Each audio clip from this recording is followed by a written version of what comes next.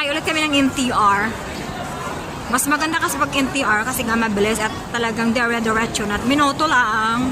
Ando na kami sa amin, sa Taishuhang. So, ayun yung MTR station. So, papasok na kami at mag-entrance na kami.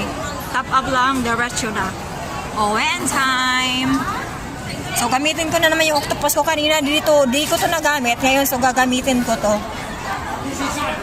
Nakatatlong attempt ako kanina. So, kaya pumunta ako sa service center. So, sana ngayon hindi na mag-alboroto. Ito na. Ayan. 36. Kanina ayaw eh. So, okay na. Di naman nag-alboroto talaga. Sana yung kapatid ko. Asa na siya? Nawala na yung kapatid. Sana naman kaya yun napunta.